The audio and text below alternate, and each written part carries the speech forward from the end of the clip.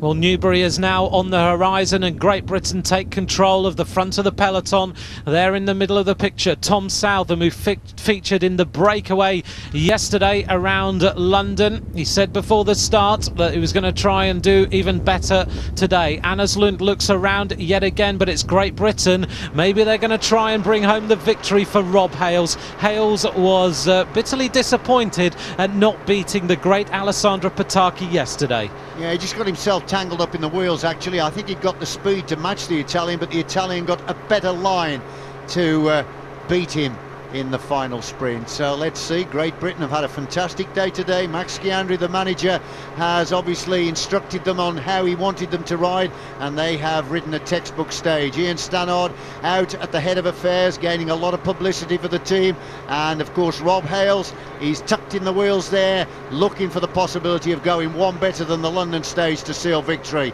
But look at this is a classic example now of the high quality tempo as the pace is being ramped up significantly. The lead-out trains of all the various teams are being organised. What you're seeing here is the various teams trying to take control of the front of the peloton. They have got 3 or 4 riders leading out their big sprinter. They know that it is going to be a bunch sprint in the finish, and now it's Garmin Chipotle on the front with Magnus Backstedt, who was led out by this team yesterday. Now looking like they are going to lead out Julian Dean and Chris Sutton.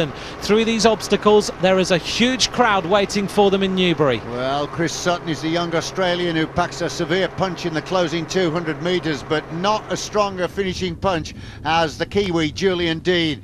Dean is a very, very powerful finisher, a well-respected sprinter, second overall in this Tour of Britain back in 2004. And you're absolutely right, Anthony, it is the team here of Garmin Chipotle that are turning the screw at the front. A big Magnus Backstedt, who towers over all the field, is in second wheel. Well, Julian Dean, of course, remember he wore the green jersey, or won the green jersey of the Tour of Britain in the year that he finished second. So he's always performed well in the Tour of Britain, and he is now looking for a stage win. We're into the streets now of Newbury. They will loop round Victoria Park after coming down the high street, and it's all about who's got the courage now and the nerve to hold a good line. Through that tight right-hander, and now they line themselves up to go straight through Newbury over these bumps, and a huge crowd awaiting them and cheering them on. They are inside the last 3 kilometres of this stage. And it's still Garmin Chipotle that are right on the head of the field here,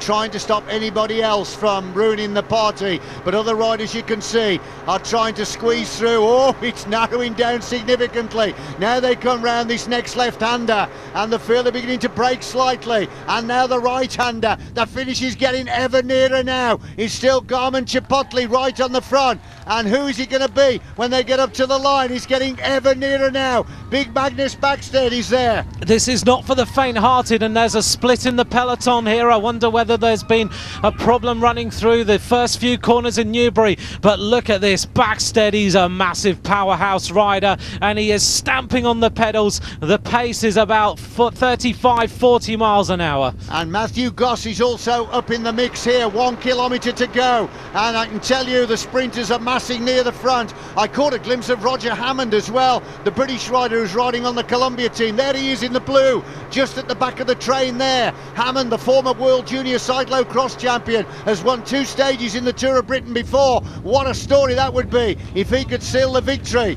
Now then, this is the back of the peloton, and you can see it's fragmenting significantly because there's been a crash, and the field are in 2 parts at the moment as they take the left-hander, and now they're heading on towards the finish, and it's still Magnus Backstedt who swings over, and now the sprinters are beginning to lick their lips now and really work at the final stages. Well, it looks now like they're setting themselves up for the finish line, and who's going to get this one? The sprinters know they're going to swoop round this left-hand bend and set themselves up for the line. Here it is, the charge for the line. Who's going to get this one? Matt Goss is right up there, going well, riding for the CSC Saxo Bank team. The Australian is being challenged by Julian Dean of New Zealand, and Chris Sutton's in the mix, but it looks like Goss is going to take it. Goss takes it. What a fantastic sprint. He timed it to absolute perfection.